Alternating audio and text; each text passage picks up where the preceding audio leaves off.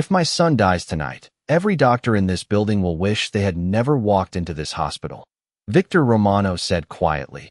And somehow that calm voice was more terrifying than a shout as the ICU monitors blinked in uneven rhythms and the late-night staff froze mid-step under the fluorescent lights of St. Augustine Medical Center in downtown Chicago, where it was 2:17 a.m. and the tension in the air felt thick enough to slow breathing itself. Ethan Romano lay motionless beneath a web of wires and monitors, his skin pale, his breathing shallow, while 3 attending physicians stood at the foot of the bed flipping through charts that offered no answers, and outside the glass doors more specialists gathered, cardiologists, neurologists, infectious disease experts, some flown in from New York, others driven in from neighboring states, all summoned by a single call that traveled faster than protocol, faster than paperwork, because everyone knew who Victor Romano was, and no one wanted to be the one who failed him. Dr. Michael Carter rubbed his temples, glancing at the heart rate monitor that dipped again before stabilizing. "We've run every panel," he muttered, his voice tight, while a nurse adjusted an 4-bag measured in milliliters, her hands steady even though her eyes flicked toward the silent man standing at the corner of the room. Victor Romano dressed in a charcoal suit that looked untouched by the long night, his expression unreadable, his presence filling the ICU without movement, as 2 private security personnel stood quietly near the hallway entrance, not blocking anyone, but making it clear that no one was leaving until answers came. The overhead clock ticked louder than usual, or maybe everyone just noticed it more, because every second that passed made the situation heavier. And when another specialist stepped forward to suggest a rare autoimmune disorder, Dr. Carter shook his head. "Already ruled out," he said, flipping to another page. While Ethan's oxygen saturation dipped again, and the monitor issued a soft warning tone that made a young resident swallow hard, because none of this made sense. No trauma, no infection, no neurological event, no clear explanation. Just a healthy 14-year-old boy who collapsed at dinner 6 hours earlier and never fully regained consciousness. Outside the room, nurses whispered quietly, their voices barely above the hum of machines, while down the hallway a janitor pushed a quiet floor buffer past the nurse's station, his movements slow and deliberate, unnoticed by almost everyone. Daniel Brooks wore a Navy maintenance uniform and simple sneakers, his badge clipped to his chest, his eyes briefly glancing toward the ICU doors as he passed, then returning to his work without urgency, because in a hospital at this hour, invisible was normal, and Daniel had long ago learned how to exist without drawing attention. Inside the ICU, another specialist cleared his throat and began listing possible toxic exposures, but the labs were clean, and the silence that followed stretched long enough for Victor Romano to finally step forward, not aggressively, not loudly, just one measured step closer to the bed where his son lay, his voice low but unmistakable.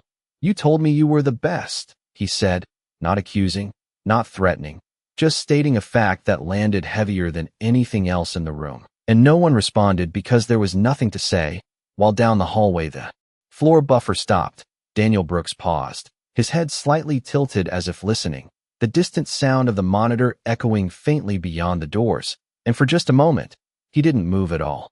The hallway outside the intensive care unit remained unusually quiet as Daniel Brooks slowly resumed pushing the floor buffer forward, but his attention stayed fixed on the faint rhythm of the monitor echoing through the glass doors.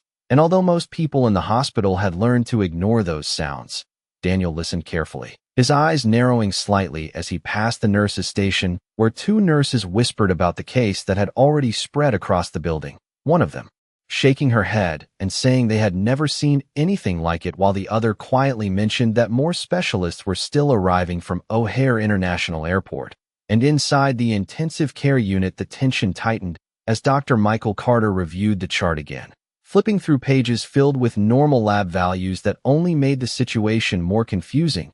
Ethan Romano remained still under the glow of overhead lights, his breathing shallow but steady, while a neurologist from Cleveland leaned closer to examine pupil response, and then stepped back with uncertainty.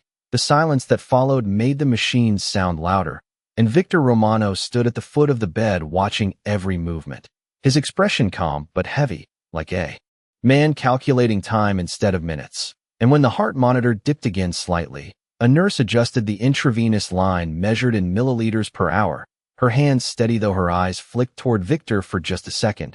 Because everyone felt the pressure even without words, Dr. Carter cleared his throat and spoke carefully, explaining that they were considering a rare metabolic disorder, but that additional blood tests would take time. And Victor Romano nodded once, not impatient, not angry, just absorbing the information in silence, which somehow made the atmosphere even more intense. Outside in the hallway, Daniel slowed again as a young nurse hurried past him carrying fresh lab reports. She almost bumped into his buffer and apologized quickly, but Daniel barely reacted, his focus drawn again toward the glass doors where he could see the blur of movement inside. And something about the timing of the monitor dips seemed familiar, like a pattern just out of reach, and he leaned the buffer against the wall for a moment, pretending to adjust the cord while he listened more carefully. Inside the intensive care unit, another specialist suggested toxic exposure, but the toxicology screen had already returned negative, and Dr. Carter shook his head, frustration building as each possibility disappeared. The overhead clock read 2:34 a.m. now, and the night shift felt longer than usual. Victor Romano finally stepped closer to the bed again, his voice low and measured as he asked how much time they had.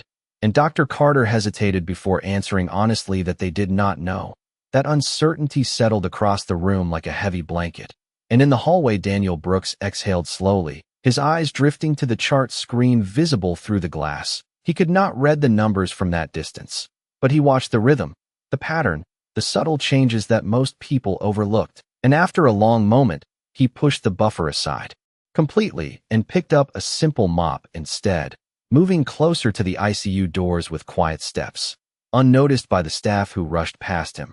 And as he cleaned the floor just outside the glass, he tilted his head slightly again, listening to the rhythm of the machines, the whispered discussions, and something in his expression shifted, not alarm, not fear, but recognition, as if a memory had quietly surfaced from somewhere deep. And inside the room, another doctor admitted softly that they were running out of options, and for the first time Victor Romano's gaze lifted from his son and moved slowly across the room, measuring each face, each silent hesitation, and just beyond the glass, Daniel Brooks paused mid-motion, gripping the mop handle lightly as the realization settled quietly into place. The realization settled quietly in Daniel Brooks' mind as he listened to the rhythm of the monitor again. The subtle dip followed by a delayed recovery, then a second softer fluctuation that repeated every few minutes. And he glanced through the glass doors where the specialists continued debating, their voices calm but strained as they cycled through possibilities that led nowhere. Inside the intensive care unit, Dr. Michael Carter reviewed another set of lab results while a cardiologist adjusted the bedside monitor settings. Ethan Romano remained still beneath the glow of the overhead lights, his breathing steady but fragile, and Victor Romano stood motionless beside the bed, his presence quiet but heavy, watching each movement with the patience of someone who understood time differently. The overhead clock shifted to 2:41 a.m., and the night seemed to stretch longer. A young resident spoke, cautiously suggesting another neurological scan, but Dr. Carter shook his head again, explaining they had already ruled out seizures and structural abnormalities. Frustration began to creep into the room, though no one raised their voice, because every person there understood the weight of the situation. Outside the glass, Daniel slowly moved the mop across the polished floor, his movements deliberate, but his attention fixed on the pattern he could not ignore. Something about the timing reminded him of a case he had seen years ago, a rare presentation that did not follow typical symptoms, and he leaned slightly closer to the glass, not enough to attract attention, just enough to watch the monitor again. Inside the ICU, another specialist from Boston stepped forward suggesting an unusual electrolyte imbalance, but the numbers did not support it, and the silence that followed stretched longer this time. Victor Romano shifted his gaze from one doctor to another, not demanding answers, just waiting, which made the tension heavier than any threat could have. A nurse adjusted the intravenous flow rate measured in milliliters per hour, checking the tubing carefully, and Ethan's breathing changed slightly, subtle but noticeable to those watching closely. Dr. Carter leaned forward, then straightened again when nothing progressed. Outside the room, Daniel Brooks paused again, gripping the mop handle lightly as the memory sharpened. He remembered the delayed response, the normal labs, the confusion among specialists, and he felt the quiet certainty building, not sudden, not dramatic, just steady recognition. A nurse passed him carrying fresh printouts, barely noticing him as she entered the room, and Daniel watched as she handed them to Dr. Carter, who scanned them quickly before lowering the pages, the frustration in his expression deeper now. The overhead lights hummed softly, and the hallway felt unusually still. Daniel took a slow breath, his eyes returning to the monitor. The pattern repeated again, subtle but undeniable, and something in his posture shifted, not urgency but decision. He set the mop aside against the wall, wiping his hands quietly on a folded cloth, then stepped slightly closer to the glass doors, still unnoticed by the busy staff inside the room. Another doctor admitted softly that they were running out of ideas, and Victor Romano finally spoke again, his voice calm but firm as he asked what they were missing. No one answered immediately, and outside the glass Daniel Brooks looked at the monitor once more, the rhythm steady in its irregularity, and he felt the quiet certainty settle fully into place. As if a puzzle had completed itself, he glanced down the hallway, then back toward the ICU, and after a brief pause he stepped forward one slow step closer to the door, his expression calm, his voice still silent, but the decision already made. Daniel Brooks stopped just outside the glass doors of the intensive care unit, his hand resting lightly on the mop handle as he watched the monitor dip again, the rhythm steady in its irregularity, and for a moment he hesitated, not because he doubted what he was seeing, but because he understood how it would sound coming from him. A janitor stepping into a room filled with some of the most respected physicians in the country. Inside the ICU, Dr. Michael Carter lowered another chart onto the counter, his shoulders tight with exhaustion. The overhead clock now reading 2:48 a.m., while the specialists stood in small clusters quietly discussing possibilities that all seemed to fade before they formed. Ethan Romano remained still, the soft beeping of the monitor marking time that felt increasingly fragile. Victor Romano stood near the bed with his hands loosely folded, his calm presence drawing attention without movement. And when the oxygen level dipped slightly again, a nurse adjusted the intravenous line, glancing toward Dr. Carter, who nodded but offered no new direction. Outside the glass, Daniel exhaled slowly, then set the mop carefully against the wall, wiping his hands on the cloth at his belt, his steps quiet as he moved toward the door, unnoticed by most of the staff moving quickly through the hallway. He paused once more as if confirming the pattern in his mind, then gently pushed the door open just enough to step inside. The room barely reacted at first. A janitor entering a hospital room was not unusual, and Daniel moved quietly toward the far corner, careful not to interrupt. But as he glanced at the monitor again, the certainty settled deeper, and he shifted slightly closer, still silent. Dr. Carter continued reviewing notes with the neurologist, explaining that they were running out of immediate options, while another specialist suggested waiting for additional lab results. Victor Romano listened without expression, his gaze steady on his son. The silence stretched again, and Daniel Brooks finally spoke, his voice quiet but clear, almost hesitant yet steady. "Excuse me," he said softly, and the single word seemed to pause the room. A few heads turned slowly toward him, surprised but not yet annoyed. Dr. Carter looked up briefly, expecting a routine question, but Daniel's eyes remained fixed on the monitor, and he added quietly, "I think I have seen this before."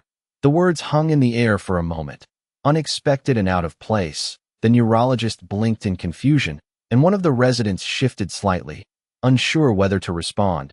Dr. Carter frowned gently, not dismissive but puzzled, as if trying to understand why a janitor would step forward now. Victor Romano's gaze moved from the bed to Daniel, calm but attentive, and the room fell into a brief silence, broken only by the steady hum of machines. Daniel did not move closer, did not raise his voice. He simply looked at the monitor and then back at Ethan, his expression calm, almost reflective, as if he were recalling something from memory, and the quiet confidence in his posture made the moment linger longer than expected. Dr. Carter finally spoke, carefully. "What do you mean you have seen this before?" And Daniel Brooks answered softly, "The pattern, it is not random." His voice still calm, still respectful, but something about the certainty in his tone made the room shift slightly. The specialists exchanged brief glances, and Victor Romano stepped one small pace closer, his attention now fully on the janitor who had just spoken.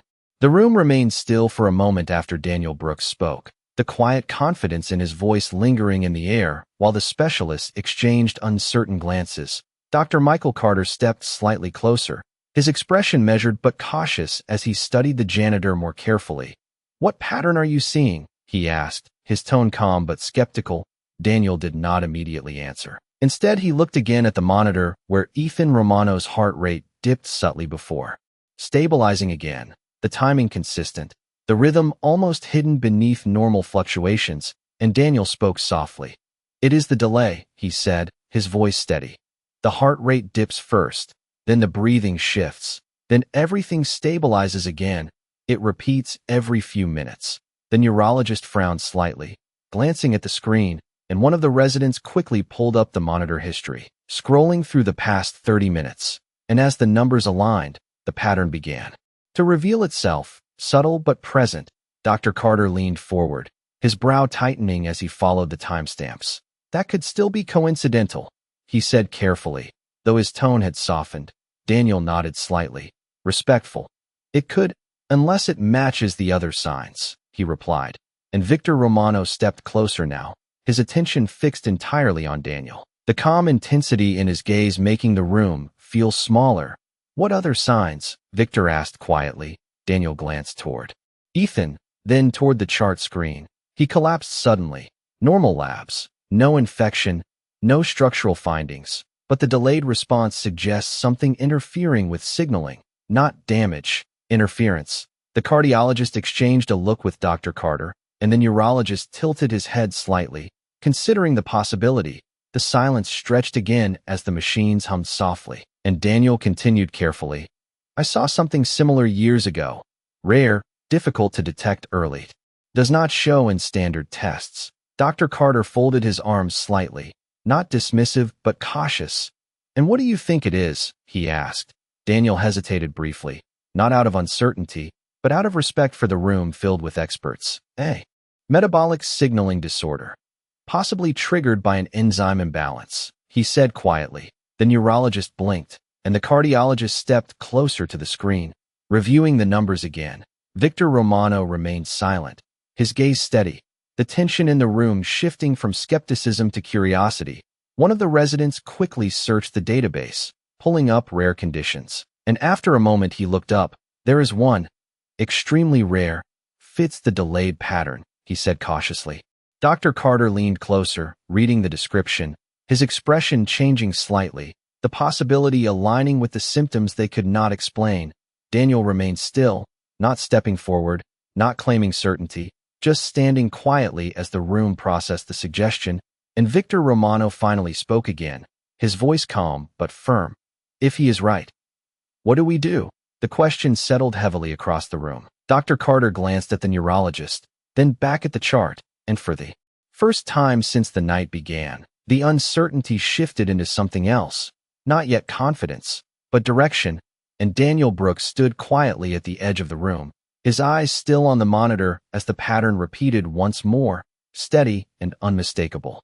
The room shifted from curiosity to cautious urgency as Dr. Michael Carter straightened and looked again at the data scrolling across the monitor, the rare metabolic signaling disorder now sitting quietly among their possibilities, no longer dismissed, but not yet confirmed. The neurologist leaned forward reviewing the medical database displayed on the tablet, reading the symptoms carefully while the cardiologist compared the timing of Ethan Romano's fluctuations. The overhead clock now read 2:56 a.m., and the night seemed to tighten around them as time moved forward. Victor Romano remained silent but attentive, his gaze moving between the doctors and Daniel Brooks, who still stood near the edge of the room, calm and unobtrusive, as if he had already returned to being invisible. Dr. Carter spoke quietly to the team, explaining that if the disorder was correct, the standard labs would not detect it, and the delayed fluctuations made sense. The neurologist nodded slowly, adding that the condition required a targeted enzyme test rarely performed in emergency situations. A resident quickly moved toward the workstation to request the specialized test, his fingers moving faster now as the room gained direction, and the nurse adjusted the intravenous line again. watching the monitor closely as the pattern repeated, subtle but unmistakable. Daniel glanced briefly at the screen, then lowered his eyes, his posture unchanged. Victor Romano finally spoke again, his voice calm but focused. "How long?" he asked, and Dr. Carter answered carefully that confirmation could take time. But if they believed the diagnosis, they could begin a supportive intervention immediately. The cardiologist nodded, suggesting a controlled adjustment to stabilize the signaling imbalance. The neurologist agreed cautiously, and the team moved quietly into coordinated action. One nurse prepared the medication measured carefully in milligrams. Another monitored Ethan's breathing. The resident double-checked the dosage before handing it to Dr. Carter, who paused for a brief moment, then nodded once. The medication was introduced slowly, and the room watched the monitor together. The seconds stretched longer than before. The machines hummed softly, and the heart rate dipped again, then stabilized, then dipped slightly less, the pattern beginning to soften. The neurologist leaned closer, his eyes narrowing as he watched the rhythm change. Dr. Carter exhaled quietly, not relief yet, but cautious optimism. Victor Romano remained still, his attention fixed on the monitor. The silence filled the room again as the next cycle approached, and when the fluctuation returned, it was smaller this time, subtle but noticeable. The nurse glanced at Dr. Carter, who nodded slightly, and the cardiologist stepped closer, whispering that the response was consistent with their theory. Daniel Brooks watched quietly from the edge, his expression calm, as if he expected the shift, and after another minute the breathing pattern stabilized further, the monitor now showing steadier readings. Dr. Carter finally allowed a small breath of relief, still cautious but encouraged. Victor Romano looked briefly toward Daniel, then back at his son, the tension in the room easing slightly for the first time since. The night began, and as the monitor continued to steady, the specialists exchanged quiet glances, the uncertainty giving way to something stronger, direction turning into possibility, and Daniel Brooks remained silent, standing quietly near the door as the pattern that once seemed random slowly began to fade. The monitor stabilized further as the minutes passed, each cycle becoming smoother than the last, and the tension that had filled the intensive care unit slowly loosened. Though no one allowed themselves to relax completely, Dr. Michael Carter kept his eyes fixed on the readings, watching carefully for any sudden change. The neurologist stood beside him quietly comparing the numbers, and the cardiologist leaned closer to observe the rhythm now settling into a more predictable pattern. Ethan Romano breathing appeared steadier, subtle but encouraging, and a nurse carefully adjusted the intravenous flow again, her movements precise and calm. The overhead clock shifted to 3:07 a.m., and the long night seemed to move forward with cautious hope. Victor Romano remained beside the bed, his gaze steady on his son, his posture unchanged, but something in his expression softened slightly, as if the weight he carried had shifted just enough to breathe. The resident at the workstation turned back toward Dr. Carter, explaining that the specialized enzyme test had been expedited and results would arrive soon. Dr. Carter nodded quietly, his attention still on the monitor, and when the next cycle passed without the previous dip, the neurologist exchanged a brief glance with him, the silence in the room now filled with quiet anticipation. Instead of uncertainty, Daniel Brooks stood near the door, still and unobtrusive, his eyes briefly moving from the monitor to the team, then back again, as if confirming the steady change. Another minute passed, then another, and Ethan breathing deepened slightly, subtle but visible. The nurse noticed first, then Dr. Carter leaned forward, watching closely. The cardiologist nodded slowly, whispering that the response was consistent with stabilization. Victor Romano finally stepped closer to the bed, his eyes fixed on his son's face, and for the first time since the night began, he spoke softly, asking if he was improving. Dr. Carter answered carefully that the signs were positive, still early but encouraging, and the room seemed to exhale together, the tension easing into cautious relief.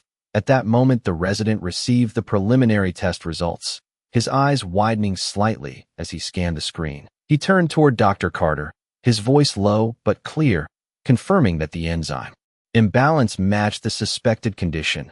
The neurologist leaned in to review, then nodded once, and Dr. Carter allowed himself a quiet breath of certainty. The diagnosis was no longer a theory. Victor Romano looked from the doctors to Daniel Brooks, the connection now undeniable, and he stepped slowly toward him, the room noticing the movement, the quiet janitor now at the center of attention. Victor Romano's voice remained calm, but carried weight. "You saw it before anyone else," he said, not as a question, but as recognition. Daniel nodded slightly, his expression modest. The pattern was there. He replied softly. The specialists exchanged glances, their skepticism replaced by respect, and Dr. Carter stepped forward, his tone sincere, asking Daniel how he recognized something so rare. Daniel hesitated briefly, not uncomfortable, just thoughtful, then answered quietly, "I used to study cases like this." His words simple but unexpected, and the room fell silent again, the weight of that sentence settling slowly. Victor Romano studied him for a moment, then glanced back at his son, whose breathing now appeared calmer, the monitor steady, the crisis slowly dissolving into recovery, and Daniel Brooks remained standing quietly near the door, the invisible janitor no longer invisible at all. The silence that followed Daniel Brooks' quiet admission settled heavily across the intensive care unit as the specialists exchanged thoughtful glances, the weight of his words lingering in the air. Dr. Michael Carter studied him more closely now, no longer seeing just a janitor, but someone who recognized a rare condition faster than an entire team of experts. The monitors continued their steady rhythm beside Ethan Romano, the breathing now deeper and more stable, and the nurse recorded the improved readings carefully, her movements calm but purposeful. Victor Romano remained still for a moment, then stepped slightly closer to Daniel, his presence quiet but commanding. "You studied medicine," he said, his tone calm but certain. Daniel hesitated briefly, then nodded once. "A long time ago," he replied softly. The neurologist leaned forward, curiosity replacing skepticism, and Dr. Carter asked gently where he had trained. Daniel looked briefly toward the floor before answering. "Johns Hopkins residency in internal medicine." The room fell silent again, the name carrying weight among the physicians. The resident near the workstation blinked in surprise, and the cardiologist shifted slightly, clearly reassessing the quiet man standing near the door. Victor Romano's gaze sharpened slightly, not suspicious, but attentive. "Then why are you here?" he asked quietly. Daniel paused for a moment, then answered simply, "Life changes." His voice calm, not defensive, not detailed, just honest. The silence returned as the team processed the unexpected revelation. The monitors continued steady, Ethan breathing stronger now. The nurse adjusted the oxygen level slightly, and Dr. Carter turned back toward the readings, his expression now carrying cautious relief. The resident received another update confirming the stabilization trend, and the neurologist nodded, slowly, acknowledging the progress. Victor Romano looked again at his son, then back at Daniel, and for the first time his expression softened visibly. "You saved him," he said quietly. Daniel shook his head slightly. "The team did," he replied, but Dr. Carter spoke firmly. "You gave us direction." His tone sincere, the specialists nodded in agreement. The room now filled with quiet respect. Another minute passed, and Ethan's fingers moved slightly beneath the blanket, subtle but unmistakable. The nurse noticed first and leaned forward, calling Dr. Carter's attention. Victor Romano stepped closer instantly, his eyes fixed on the movement, and as Ethan's breathing deepened again, the neurologist confirmed that the response was consistent with recovery. The tension that had filled the room finally began to dissolve into relief. Victor Romano exhaled slowly, his shoulders easing for the first time, and he turned once more toward Daniel Brooks, the quiet janitor who had shifted the entire night. And as the monitors continued their steady rhythm, Daniel remained standing near the door, calm and composed, as if he had never stepped forward at all. The room now fully aware that the man they almost overlooked had just changed everything. The steady rhythm of the monitor filled the intensive care unit as the tension finally gave way to quiet relief. Ethan Romano breathing stronger now, his chest rising more naturally with each passing minute. The nurse carefully noted the improving vitals, while Dr. Michael Carter reviewed the stabilization trend. The neurologist confirmed that the enzyme imbalance was responding exactly as expected, and the cardiologist stepped back slightly, allowing the moment to settle. Victor Romano remained beside the bed, his eyes fixed on his son, and when Ethan's fingers moved again, slightly stronger this time, Victor exhaled slowly, the weight that had followed him into the hospital finally beginning to lift. The overhead clock read 3:22 a.m., and the long night that had seemed endless now felt different, calmer, controlled. Victor turned slowly toward Daniel Brooks, who still stood quietly near the door, his posture unchanged, his expression calm, and Victor stepped closer, the room naturally parting as he moved. "You recognize something 100 doctors could not," he said quietly, not as praise but as acknowledgement. Daniel shook his head gently. "I just noticed the pattern," he replied softly, but Victor studied him carefully, understanding that quiet confidence. Dr. Carter stepped forward, his tone respectful now, asking Daniel if he had ever considered returning to medicine. Daniel paused briefly, then answered simply, "I never really left. I just stopped practicing." The specialists exchanged thoughtful glances, the room filled with a quiet respect that had not existed earlier. Victor Romano looked back at his son once more, then returned his gaze to Daniel, his voice calm but firm. "You do not belong cleaning floors," he said, the words measured. Daniel gave a small, modest smile, not embarrassed, not proud, just acknowledging the moment. Dr. Carter nodded in agreement, adding that talent like Daniel's should not remain hidden. The nurse adjusted Ethan's blanket gently as his breathing deepened further. The neurologist confirmed that recovery signs were now consistent, and the tension that once filled the room had completely transformed into relief. Victor Romano extended his hand slowly toward Daniel, the gesture simple but meaningful. Daniel hesitated for a moment, then shook his hand respectfully. Victor's voice softened slightly as he spoke again. "You did not just help my son, you gave him his future back." Daniel nodded quietly, then glanced toward the monitor one last time, confirming the steady rhythm, and he stepped back toward the door, returning to the quiet space where he had stood before. The specialists watched him with new understanding, no longer seeing a janitor, but someone who carried knowledge shaped by experience. As Daniel picked up the mop handle he had left beside the wall, the moment felt almost surreal. The same man who had quietly entered the room, now leaving just as quietly. But everything had changed. Victor Romano looked once more at his son, then toward Daniel walking into the hallway. And in the soft hum of machines and the calm of early morning, one truth lingered in the room. Sometimes the quietest voice carries the greatest clarity, and the man no one noticed had just rewritten the night.